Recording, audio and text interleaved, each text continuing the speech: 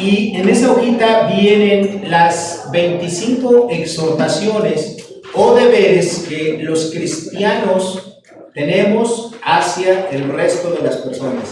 ¿Okay? Entonces, bueno, si les hace falta plumas, por favor también aquí le pueden pedir a Consuelo. Ella tiene algunas plumas por si gustan ir haciendo ahí sus anotaciones. La semana pasada vimos de la exhortación de la 1 a la 9. ¿Okay?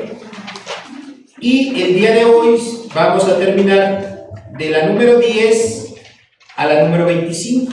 ¿Okay? El pasaje es Romanos capítulo 12, versículos 9 a 21. ¿Okay?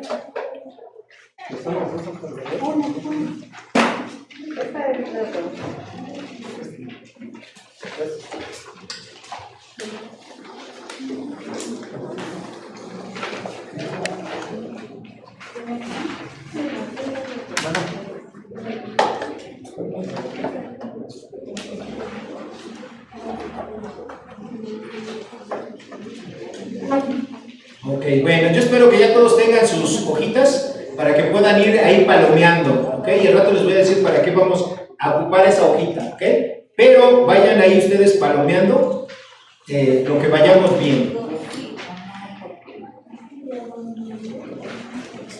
Cuando yo era niño, hace no muchos ayeres, esperábamos mis hermanos y yo ver los días 16 de septiembre y los 20 de noviembre, en los que antes eran tradicionales desfiles militares.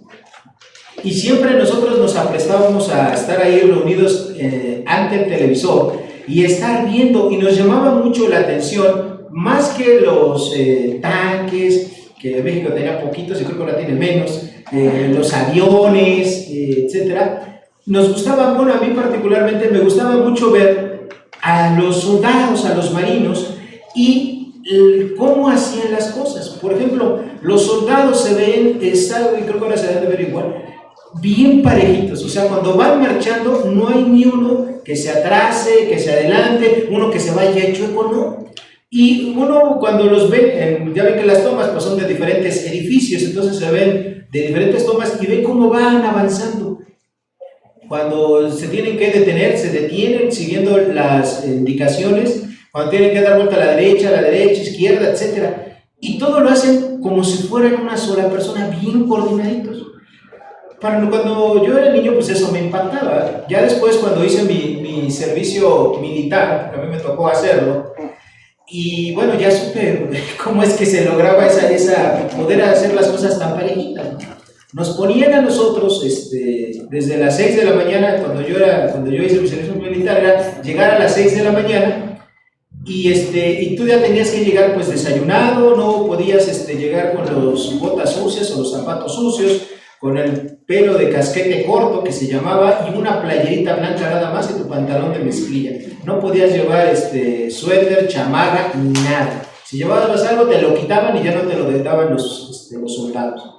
Y bueno, eran horas estar ahí desde las 6 de la mañana, llegábamos, pasábamos lista, nos formaban y fueron meses de estar únicamente haciendo una sola cosa, marchar y dar el paso adecuado para hacerlo parejito con todos los demás. Y eran meses y era cansado, y daban las 12 del día y uno seguía ahí, ¿no? Y uno ya bien cansado, bien agotado, los soldados, pues como ellos, como la fresca mañana, ¿verdad? Así, no, ahora sí que no se titubeaban, no nada.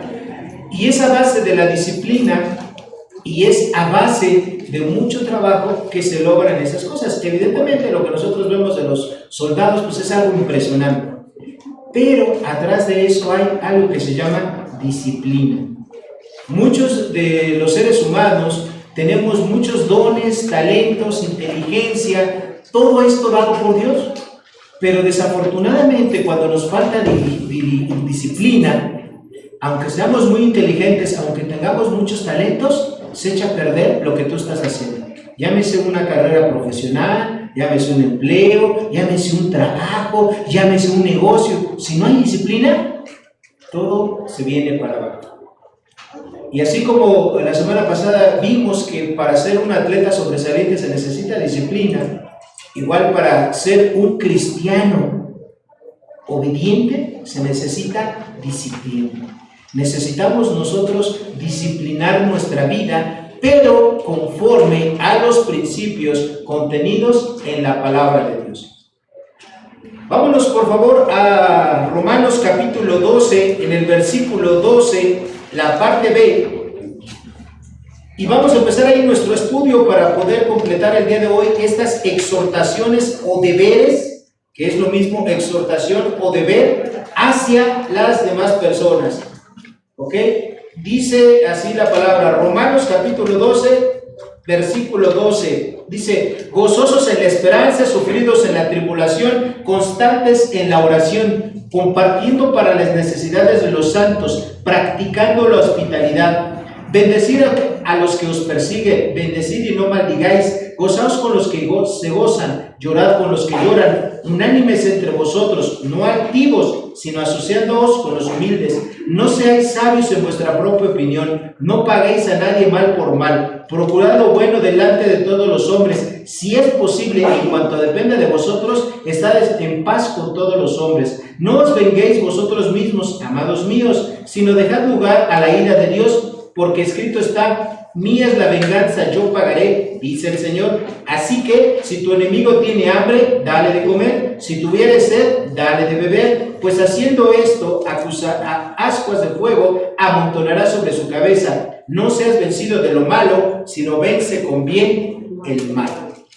Bueno, el décimo deber o la décima exhortación que hace Pablo a la iglesia de Roma y por lo tanto también a nosotros, es que nosotros tenemos que perseverar en la tribulación. Nosotros dijimos que la palabra tribulación es aquella palabra que quiere decir no solamente que pasemos por pruebas, sino la palabra tribulación tiene que ver con esto, y esto me van a entender muy bien a todos los que les gusta la cocina. Cuando queremos hacer una rica salsa, pues normalmente agarramos ya sea una licuadora eléctrica o una licuadora manual, llámese molcajete, ¿y qué hacemos? Bueno, pues le echamos ahí el ajo, le echamos la cebolla, le echamos el cilantro, dependiendo de los ingredientes. Y después de eso, o le ponemos tantita agua, ¿verdad? Si es que lleva la salsa, y empiezan las aspas de la licuadora a girar y empiezan a triturar todo.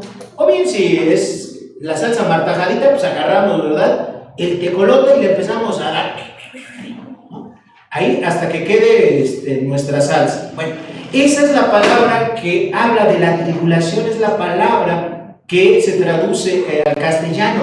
O sea, cuando una persona está en tribulación, es decir, está siendo triturado por los problemas, por las pruebas, por las dificultades, por las circunstancias. Bueno, en ese momento, la exhortación que nos hace el apóstol Pablo a nombre de Dios es: tenemos que perseverar. Es decir, como cristianos no tenemos que tirar la toalla, no tenemos que decir, ay, qué dura tengo esta prueba, ¿verdad?, que me está sobreviniendo ahorita. Porque la verdad de las cosas, dice 1 Corintios capítulo 10, que no nos ha sobrevenido ninguna prueba, ¿verdad?, ninguna tribulación, ninguna angustia que no sea humana. Pero no solamente eso, sino que Dios no nos va a dejar tentados, no nos va a dejar que estemos en la prueba, en esa dificultad, en ese problema. ¿Cuánto?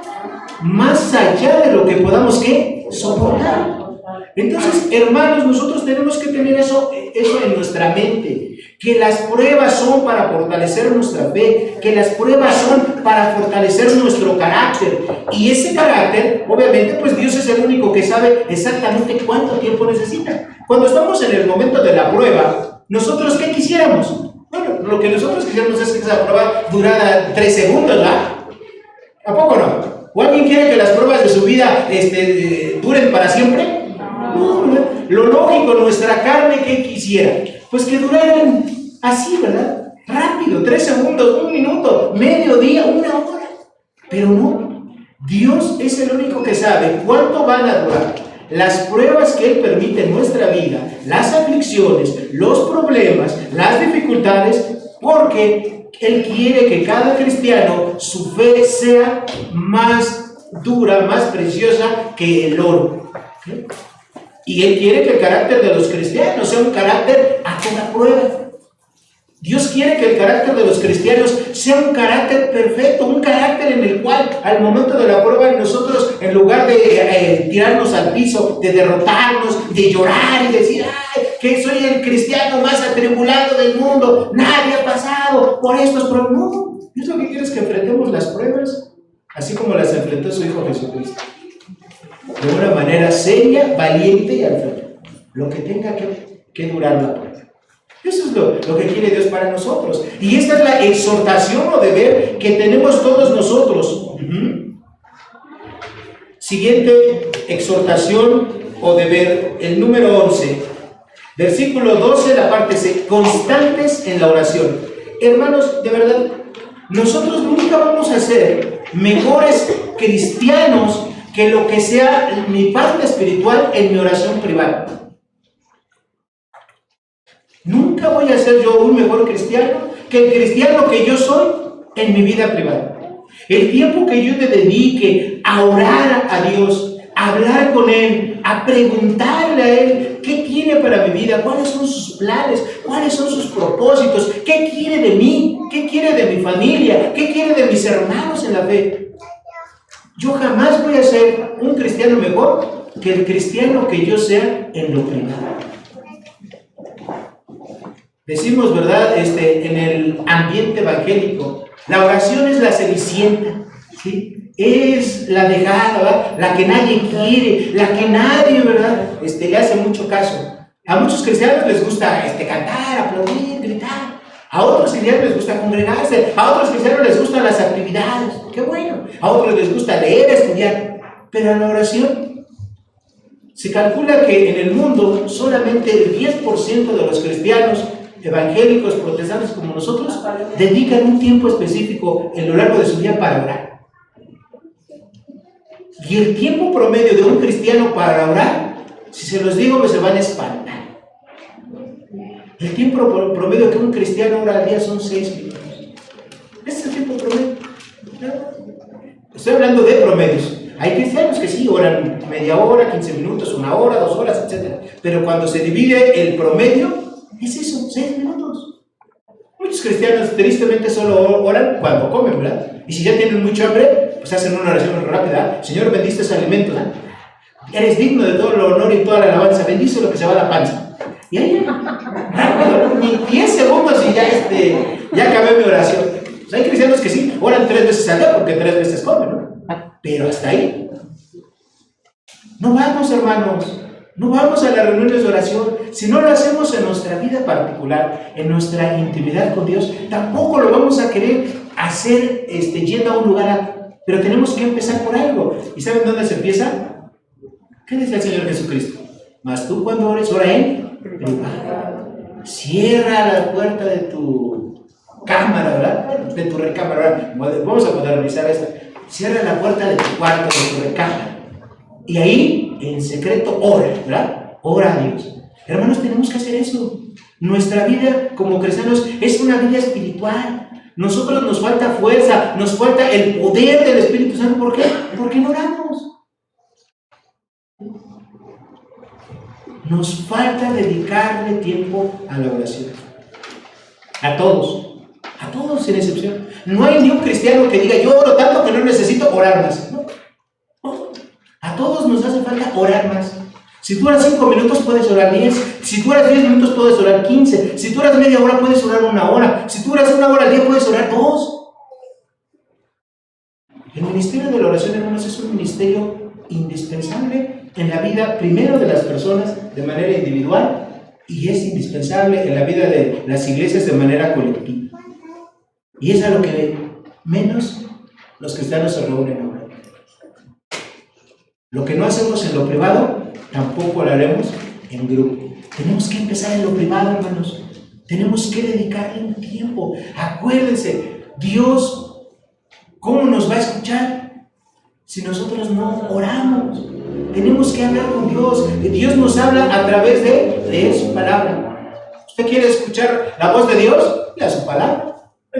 Todo lo que Dios quiere que usted sepa en cualquier asunto de fe, doctrina y práctica está aquí en la Escritura. Lea la Biblia.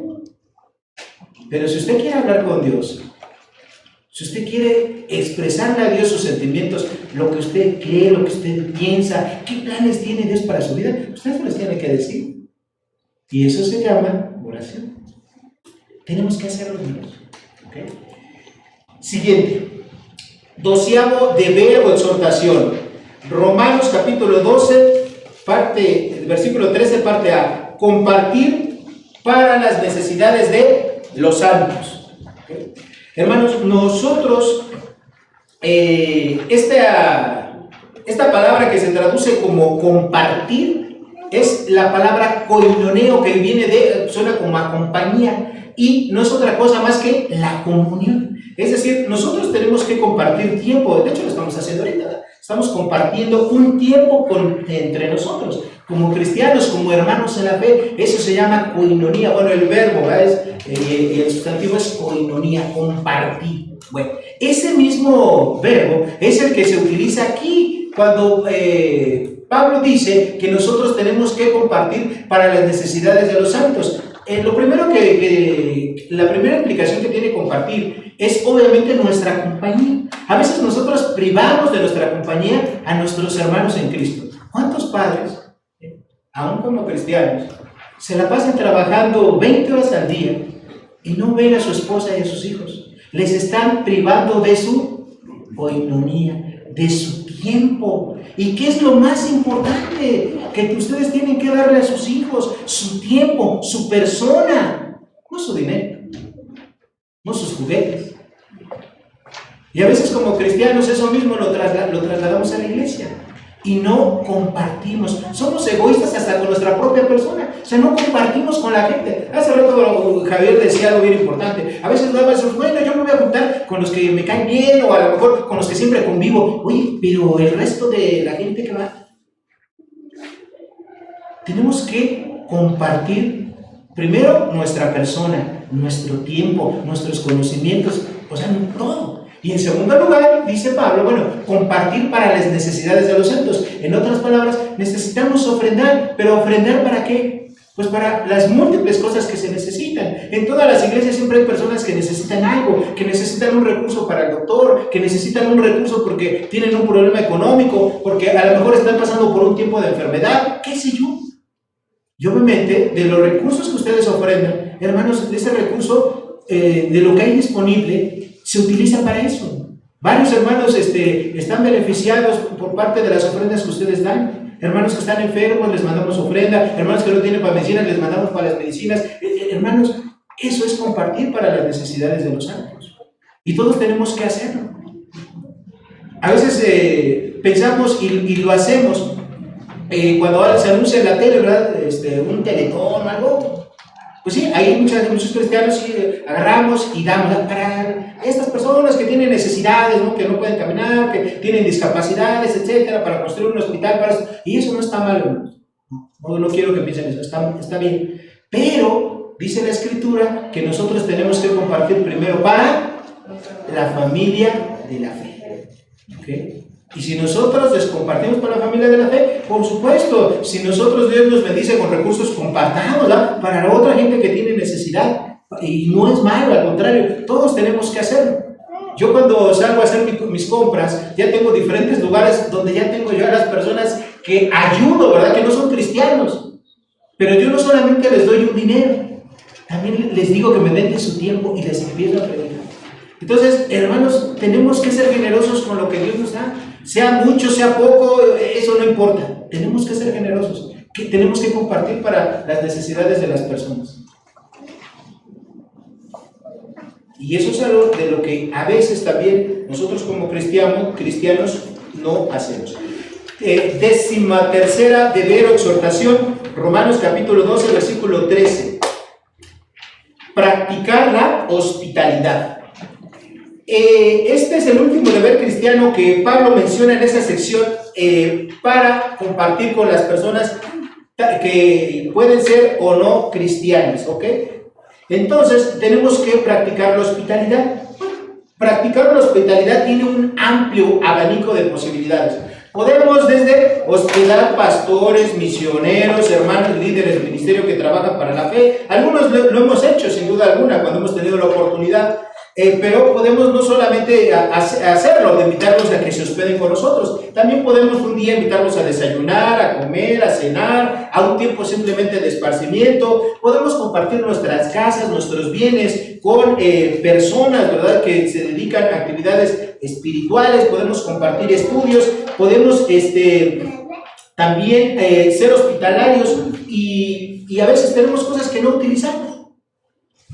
Fíjense que yo recuerdo mucho de una iglesia que está en el norte de la ciudad, allá en el municipio de Iztapán, que ellos tienen un local bastante grande, hacen un local como de unos 800, 1000 metros cuadrados, y la forma en la cual ellos obtuvieron ese local el terreno y la construcción fue verdaderamente un milagro de Dios. ¿Por qué? Porque ellos estaban orando y simplemente pusieron ahí una alfolí especial para lo que quisieran dar.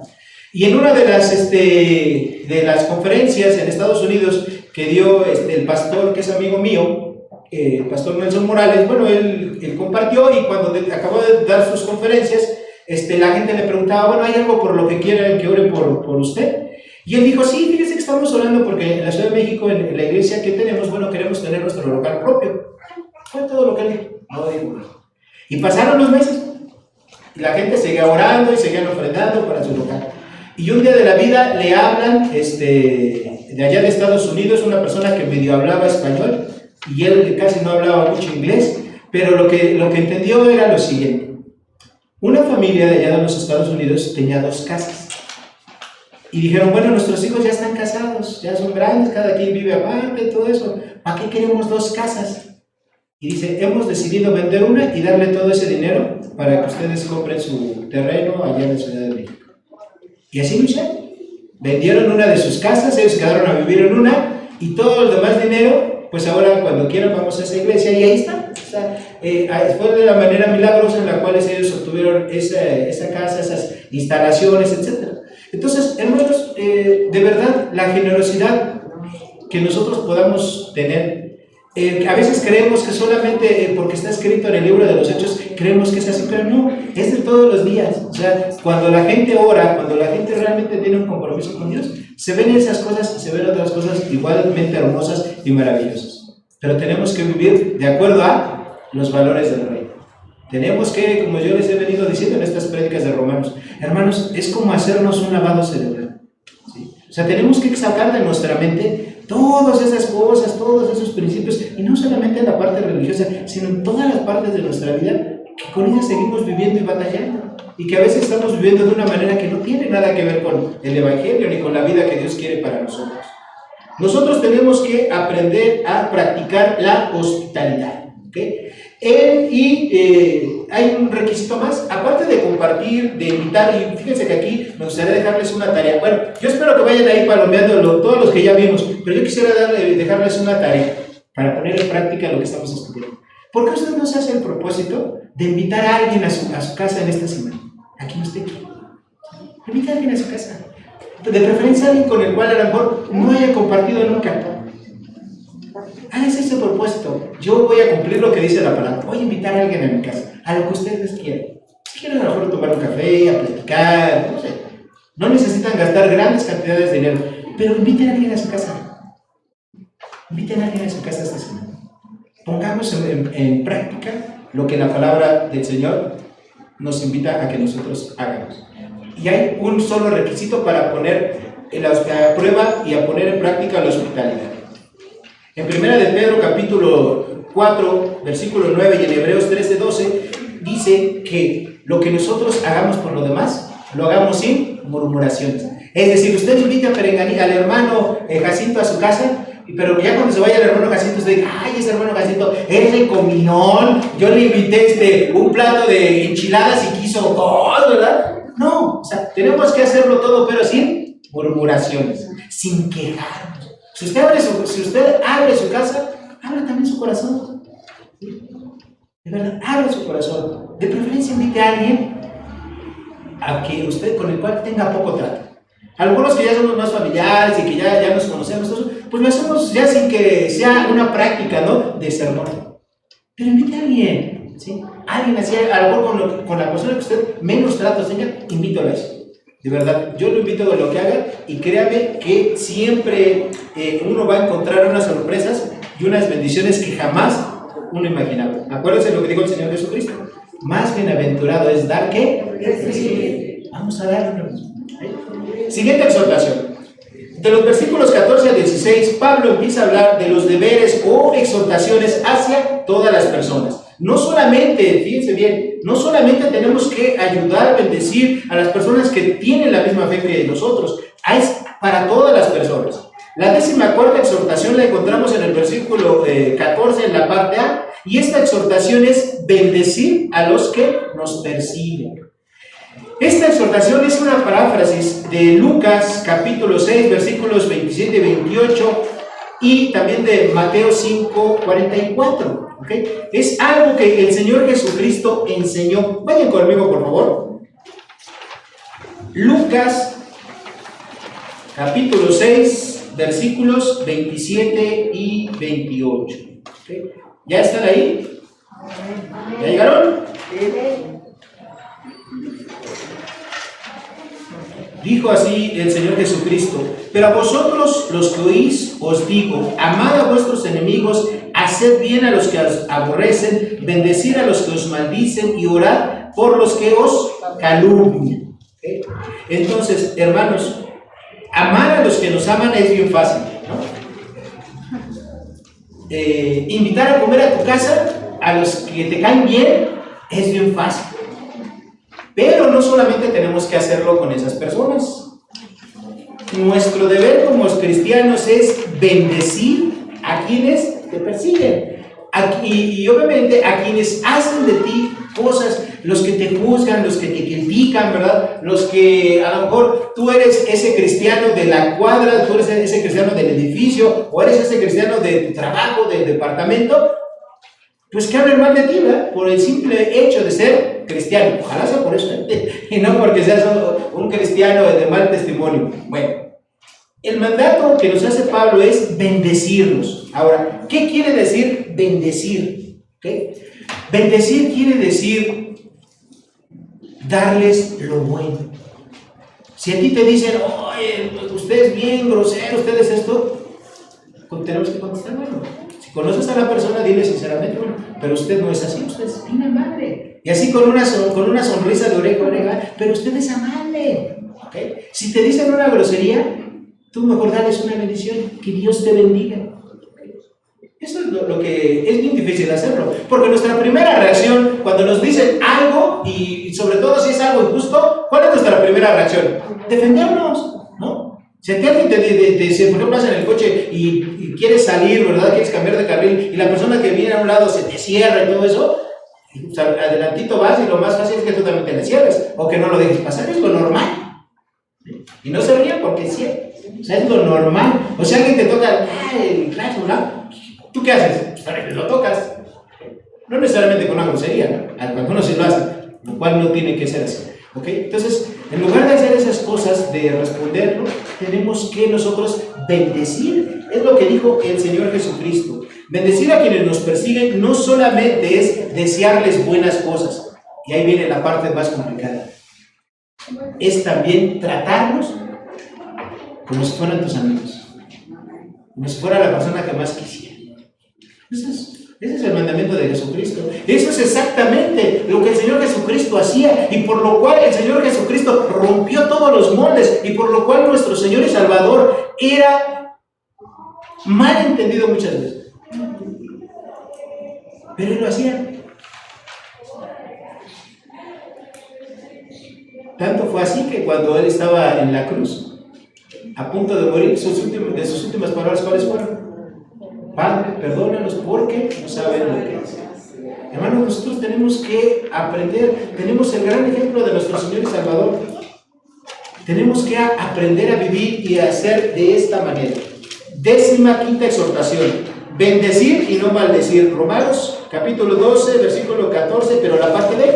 Aunque parezca una redundancia, Pablo quiere asegurarse que los creyentes en Cristo han entendido la exhortación anterior, y ahora no solamente les dice que están llamados a bendecir, sino también están llamados a no maldecir.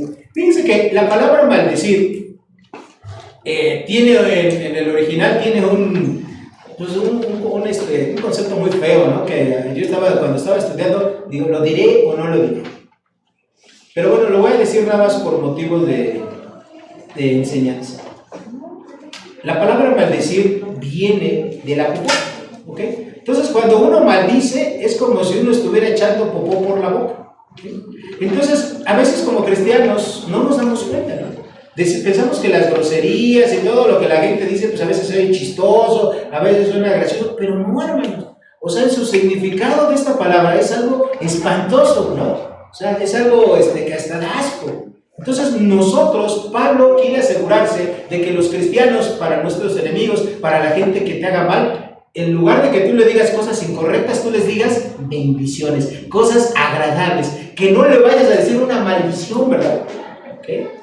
Porque a veces nos enojamos tanto que la gente te dice de cosas y tú le dices, bueno, cuando yo era chiquito, ¿verdad? Todo lo que te decían, había una frase que decía, botellita de Jerez, todo lo que digas será al revés, ¿no? Y ya con eso, todo lo malo que dijeron, ya tú te estabas vengando, ya como quedabas contento con eso. Bueno, Pablo y Dios dice, ni eso, sino por el contrario, en lugar de soltarles una maldición, lo que nosotros tenemos que soltarles es una bendición.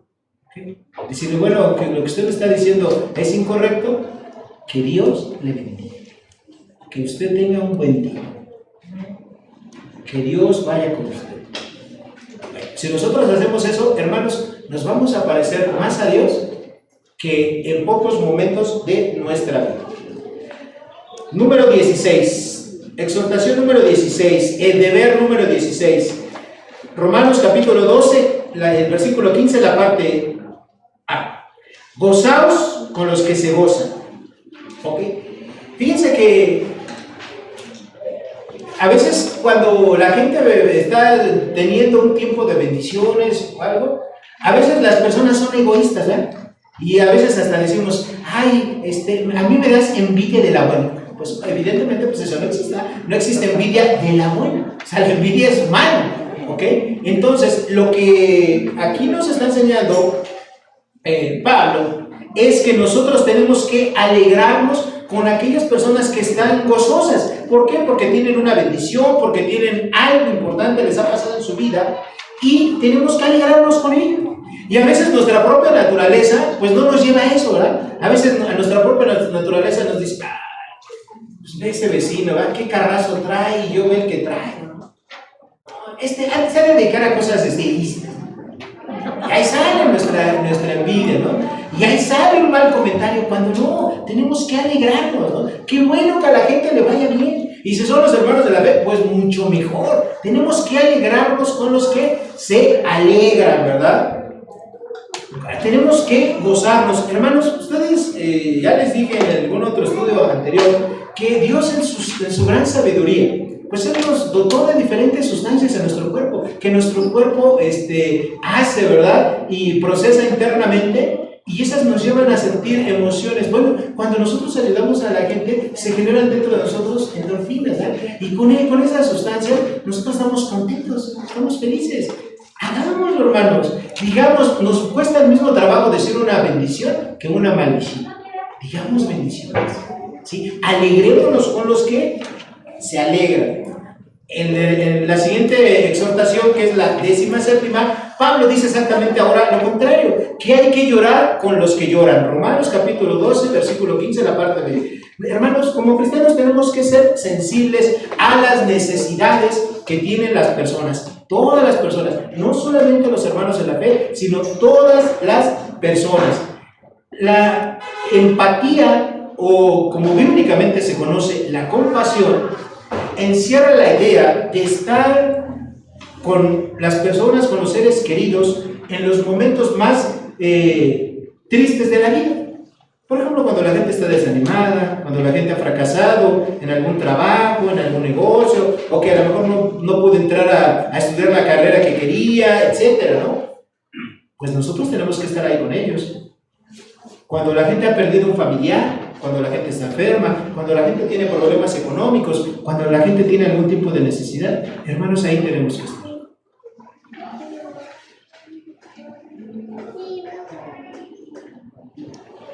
A veces cuando fallece algún ser querido de algún hermano en la fe, pues a veces ni siquiera nos tomamos el tiempo de mandarle un WhatsApp o una llamada, pero lo mejor es que estuviéramos ahí presentes. Eso sería bueno. Y no necesitamos decir absolutamente nada. Con que estemos ahí es más que suficiente. Muchas de las personas que van a un funeral van y normalmente dicen las mismas palabras que todos sabemos. Pero a veces esas palabras son vanas, son vacías. O son cliché, ¿no? Algo que dice toda la gente. Pero lo mejor es estar ahí con la persona. Si usted un día de la vida tiene que escoger entre ir a una fiesta, a una celebración, e ir con una persona que ha perdido un familiar, un amigo, un padre, una madre, yo les sugiero que vaya en este segundo lugar. Vaya cuando el hermano o la hermana lo necesita. Es más significativo. Si puede ir a los dos, que bueno, pero si no puede ir a los dos, vaya en esos momentos. Llore con los que lloran. En los tiempos del Nuevo Testamento, platicábamos ayer con algunos hermanos en el estudio, existían lo que se conocían como los llorones o llorones. Cuando una persona fallecía, pues los familiares más cercanos contrataban, ¿verdad?, a personas para que lloraran. Y eran chillones profesionales, ¿no? No sé qué usaría, cebolla o ajo, pero los contrataban y eran los que ponían ahí en la entrada de las casas para que la gente que fuera llegando pues viera que estaban llorando, ¿no?, porque alguien había fallecido. Pero esos eran llorones profesionales, eran llorones pagados. Lo que Dios quiere es que nosotros vayamos sinceramente y que estemos con los hermanos que pasan por circunstancias difíciles, distintas, circunstancias que evidentemente causan tristeza. 18ª exhortación o mandato de Pablo para nosotros.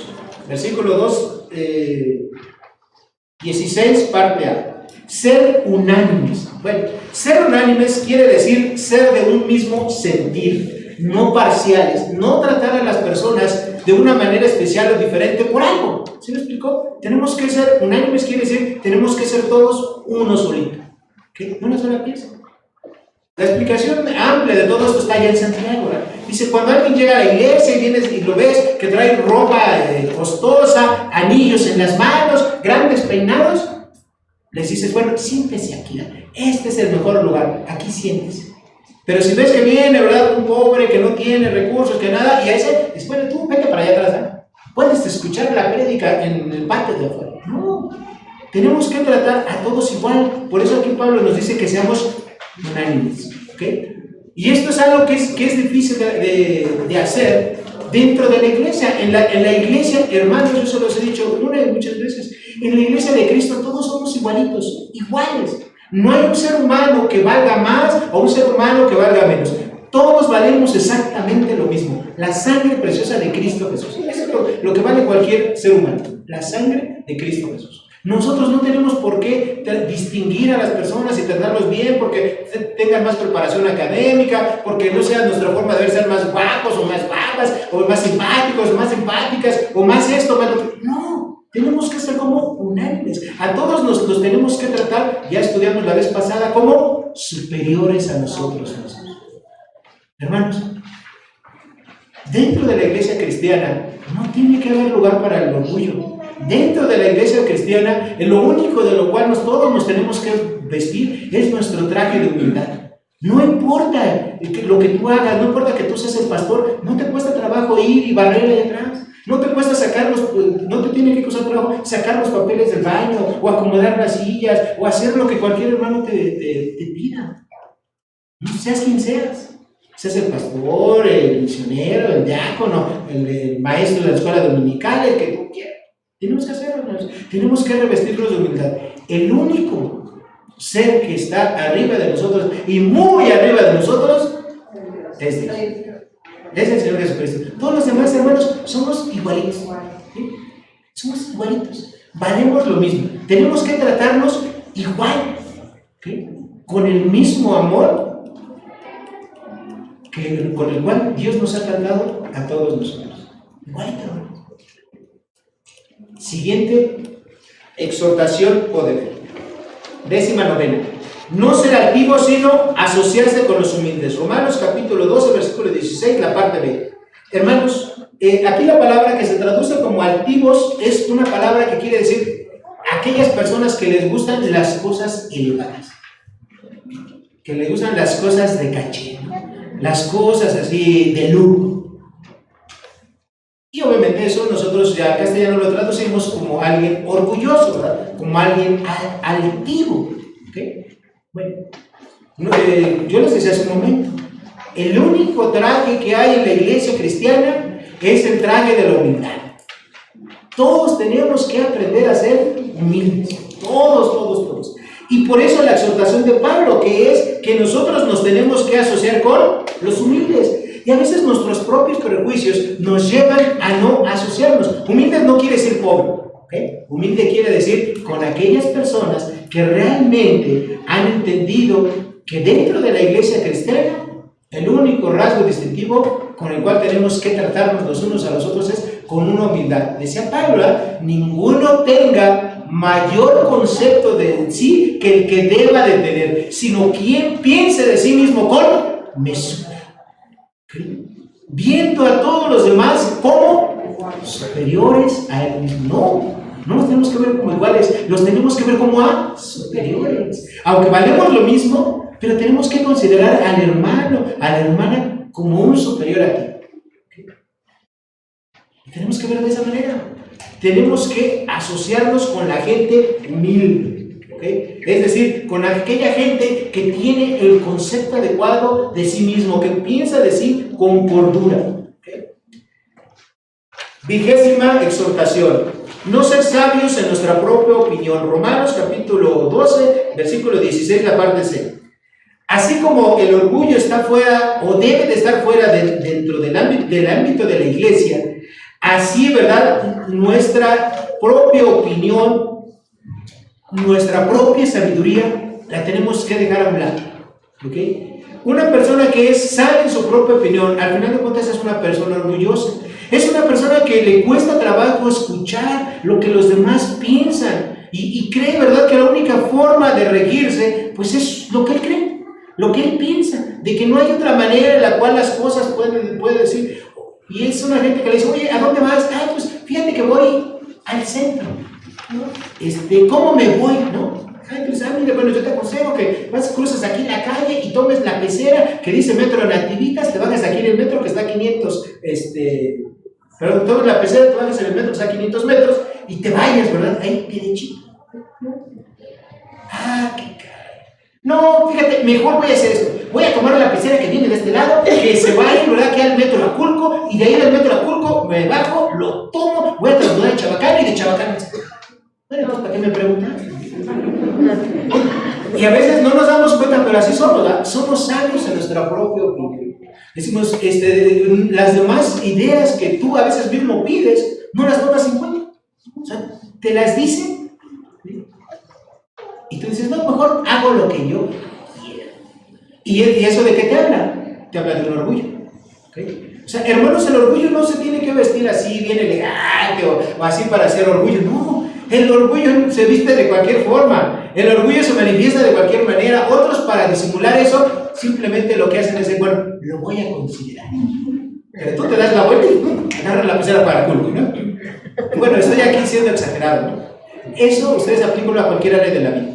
A veces piden consejo para algo y lo que se les anima a que hagan de acuerdo a la palabra de Dios, no lo hacen. Hacen exactamente lo contrario. Somos sabios en nuestra propia opinión.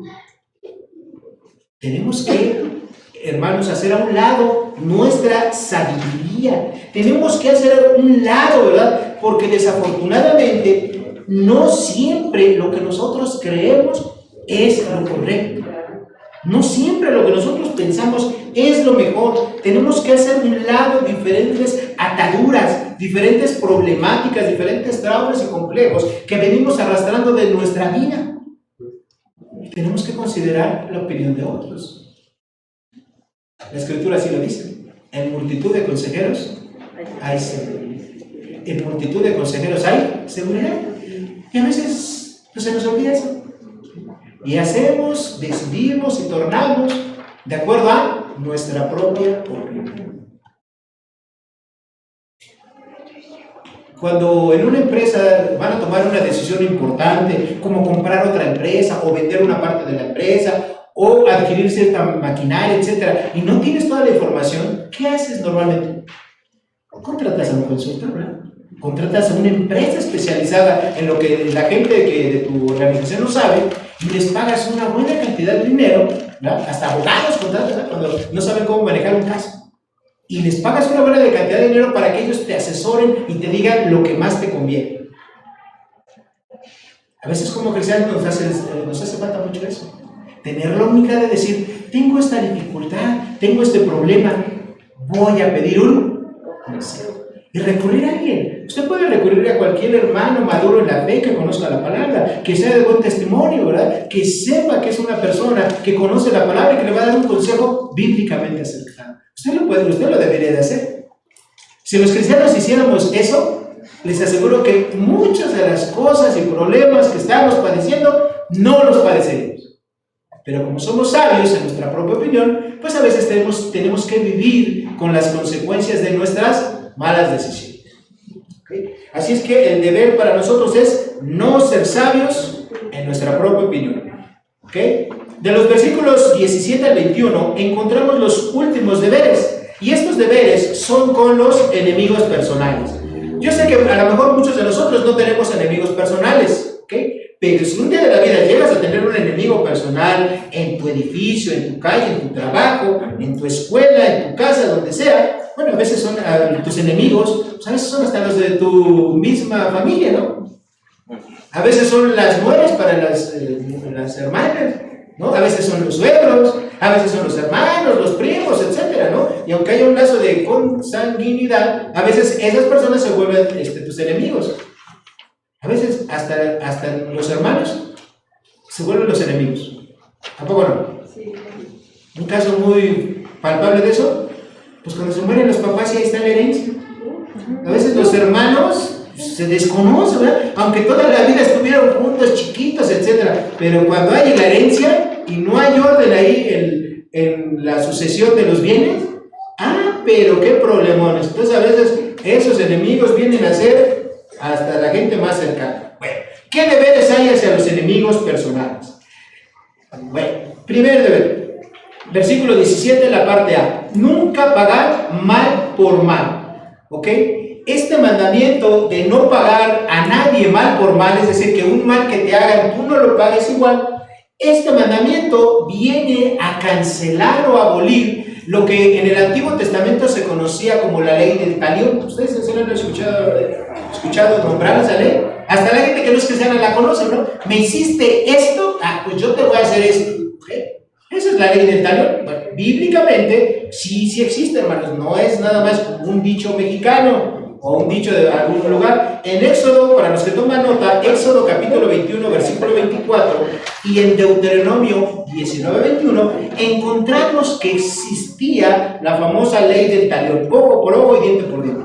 Se lo voy a resumir, ¿okay? Aunque yo no soy abogado. Pero lo que quería decir era, en pocas palabras, lo siguiente. Imagínate que dos personas entran en pleito, y de ahí entrando en pleito físico, uno le daba un puñetazo al otro y le dañaba el ojo, y ese ojo ya no se quedaba inservible. Esa persona que había sido el agraviado iba con los jueces y le decía: Señor, me peleé con Perganito de tal, me peleé con el hermano Abraham, ¿no? Llaman al hermano Abraham, lo llamaban, ¿no? Que se pelearon, sí, él perdió el ojo, sí. ¿Qué decía ahí los jueces? Usted también tiene que perder su ojo. Entonces se pagaba ojo por ojo, diente por diente, brazo por brazo. Lo que tú le rompiste el brazo a la otra persona, usted también le toca, ¿no? Bueno, eso quedó abolido. ¿Y por qué se hacía de esta manera? Con la presencia de jueces, para que la persona agraviada no recibiera una pena más grande o que no fuera proporcional al daño que había hecho, ¿no? Si nada más, por ejemplo, la persona había provocado la pérdida de un diente, bueno, pues al que agravió no le iban a quitar toda la dentadura, ¿no? Era un diente. La pena tenía que ser proporcional al daño que había ocasionado. Ojalá si fuera la ley hoy en día, ¿no? Pero hoy en día, pues a veces no pasa. Bueno, Lo que nos dice aquí Pablo es que nosotros ahora, para los cristianos, esa ley está abolida. Ya no existe, ya no hay más.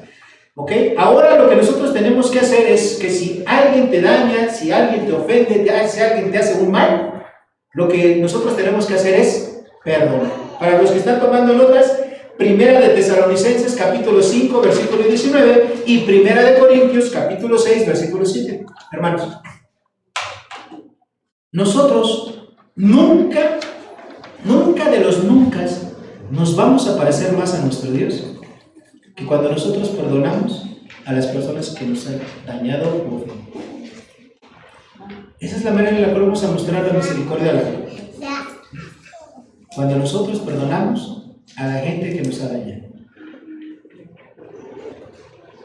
Dios en su infinita sabiduría, cuando nosotros perdonamos, no solamente nos bendice con paz y tranquilidad, también nos libera hasta de problemas de nuestra salud. No sé si ustedes lo sepan, pero por ejemplo, la gran mayoría de cánceres que padecemos los seres humanos son por odios, por odiar a alguien, por guardar rencores. También nos enfermamos de la panza, úlceras, gastritis y otras cosas. Tienen relación directa con la cantidad de enojo. Si tú y yo somos muy berrinchudos y enojones, todo eso, vamos a estar mal un poco de la panza, ¿no? Además de las bacterias y todos los demás bichos que causan algunos padecimientos, el enojo, la ira, también trae este tipo de consecuencias. Y Dios lo que quiere para nosotros es que nosotros no paguemos mal por mal. ¿Okay? Dios quiere que nosotros perdonemos a las personas que nos hacen daño. ¿Okay? 22ª exhortación, procurar siempre lo bueno. Romanos capítulo 12, versículo 17, la parte B. Pero cuando aquí dice procurar siempre lo bueno, hay algo que es importante. Esta palabra procurar quiere decir que tú de manera anticipada empieces a ver los casos. ¿Okay? Que tú ahora sí que como dicen por ahí vulgarmente, que tú empieces a futurear. Y tú piensas por un momento. Bueno, mi vecino de acá arriba, del departamento de arriba, que me tiene mala voluntad, que me echa la basura por el balcón y cae al mío, ¿no? Que me echa la popó de sus perros y cae al mío, y que me hace de cosas y que hace sus pachangas, ¿va? Todos los jueves y los viernes y todos los días parecen fines de semana, y están ahí bailando zapateado y no me dejan dormir. Seguir siempre lo bueno, ¿qué quiere decir? Que tú te adelantes a pensar las cosas malas que te hacen o te pueden llegar a hacer, y tú ya pensando de antemano lo que te pueden hacer, procurar hacer lo correcto ante esas cosas, pero de manera anticipada. Cuando nos pasan las cosas por primera vez y no estamos preparados, pues no sabemos cómo vamos a reaccionar. ¿Sí me explico? Por ejemplo, una persona que ha chocado y nunca ha chocado, pues en ese momento no sabes cómo reacciona, no sabes si se va a panicar, no sabes si se va a bajar del coche y echarle a correr, no sabes si se va a poner así toda nerviosa, si va a llorar, si se queda tieso, no sabes cómo va a reaccionar. Pero una persona que ya tiene esa experiencia, bueno, ya reacciona de manera diferente. Aquí lo que está diciendo Pablo es lo mismo. Tú de manera previa procura, eso es lo que quiere decir esa palabra procura. Tú de manera previa, imagínate, procura qué cosas te pueden hacer para que tú respondas siempre lo bueno. Eso es lo que quiere decir. ¿Ok? Para que tú no respondas, ¿verdad?, de manera incorrecta cuando recibas las cosas malas de tus enemigos. Tú prepárate de antemano, sé inteligente y piensa, si mi vecino me sigue echando la popó de sus perros cuando lavo y cae aquí en mi patio que yo acabo de lavar, me voy a preparar y le voy a estar, dice los de groserías de acá abajo. ¿O cómo, qué le voy a decir? Entonces tú ya en tu mente decides, si esto lo voy a hacer, entonces yo le voy a poner una alabanza.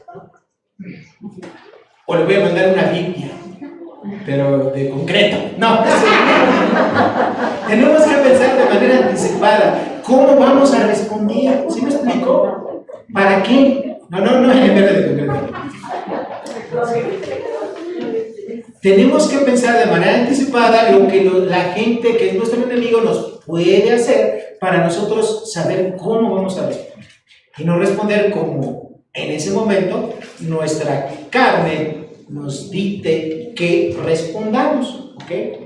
Entonces, el mandamiento aquí, la exhortación es procura, piensa de antemano responder siempre lo bueno, siempre lo correcto. ¿Ok? 23ª exhortación, Romanos capítulo 12, versículo 18. En cuanto dependa de vosotros, vivid en paz con todos. ¿Ok?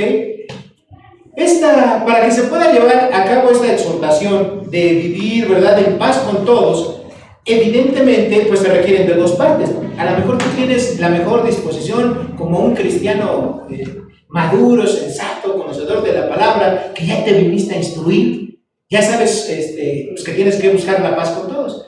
Pero la paz no solamente se hace de un lado. Para que haya paz, tiene que estar la otra parte también. ¿Un poco no? Por eso Pablo dice, en cuanto dependa de vosotros, ¿qué? Estad en paz. Es decir, yo delante de Dios soy responsable nada más de los actos que yo haga, no de los actos que hagan las otras personas, llámese mis enemigos. Yo no soy responsable de lo que ellos hagan, pero yo sí soy responsable delante de Dios por lo que yo sí haga. Entonces, todas las cosas que yo haga para estar en paz con las otras personas, llámese mis enemigos, o con mis otras personas, aunque no sean mis enemigos, siempre tienen que tener esto. ¿Cómo le respondería a Jesús? ¿Cómo les iba a responder el Señor Jesús a esas personas?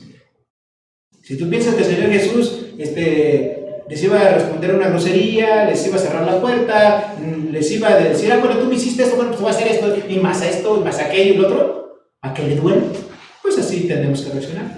Pero el mandamiento no es ese, ¿verdad? El mandamiento es que nosotros tenemos que estar buscando siempre la paz. Aún con los enemigos que menos parezcan buscar la paz, tenemos que hacerlo. ¿Okay? Tenemos que tratar de evitar todo resentimiento y amargura y dejar al que juzga justamente, que es Dios. ¿Okay? 24ª exhortación, nunca vengarnos a nosotros mismos. Romanos capítulo 12, versículo 19. Y obviamente esto es lo más difícil para nosotros. El creyente, el cristiano, sin importar el tamaño del agravio, de la ofensa, de la burla, de lo que haya sufrido, esa persona debe de buscar siempre perdonar y no buscar venganza. Para los que están tomando notas, segundo libro de Samuel, capítulo 22, versículo 48, y primera de Corintios, capítulo 6, versículo 7, que ya se lo cité hace un ratito también.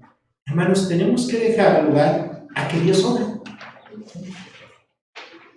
Si tú crees que Dios es como una autoridad civil de nuestro país, estás pensando de una manera equivocada de Dios.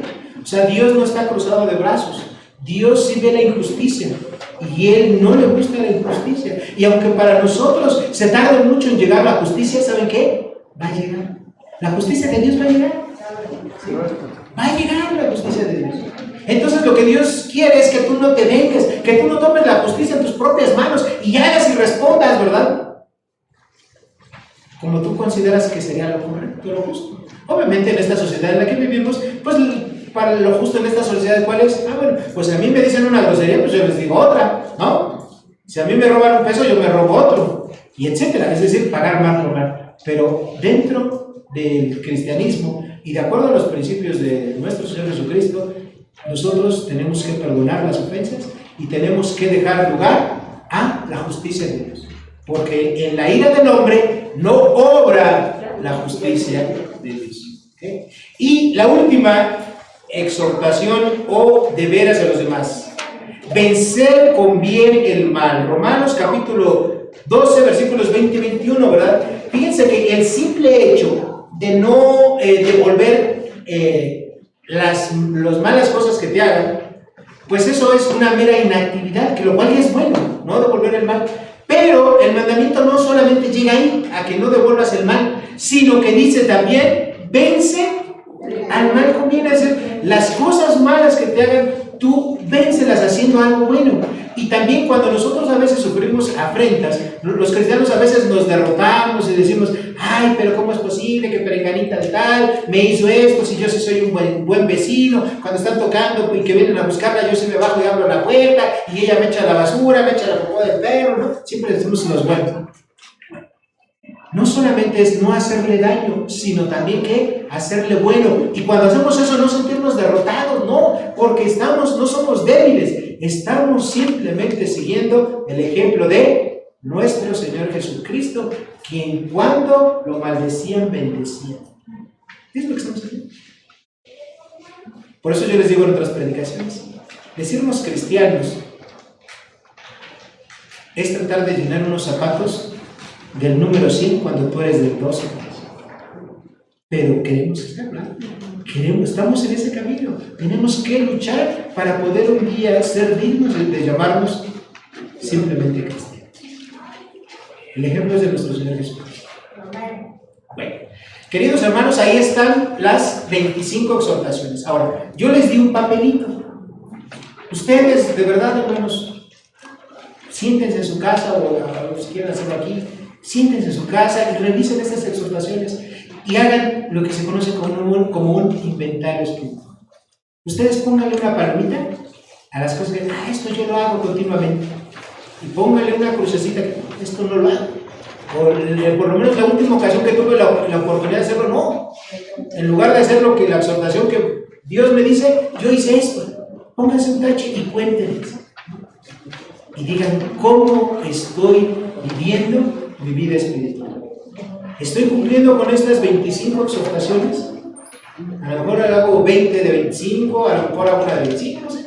Pero eso nadie lo va a juzgar. Solamente usted y Dios. Hágalo. Como cristianos siempre necesitamos hacer un acto en el camino y verificarnos a nosotros mismos.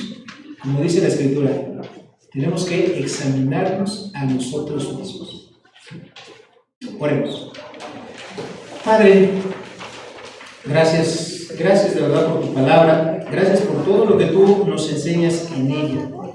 Sabemos, Padre, que todos estos principios no son principios de un coach, no son principios, Señor, psicológicos, no son principios, Señor, de una mera etapa que estamos viviendo como humanidad, sino es tu palabra.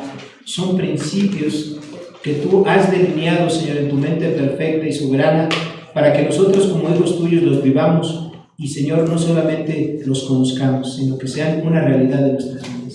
Fortalécenos, Señor, con tu Espíritu Santo para que podamos vivir de acuerdo a lo que tú enseñas en tu palabra. En el nombre de Jesús, te damos las gracias por todo. Amén. Que Dios les bendiga.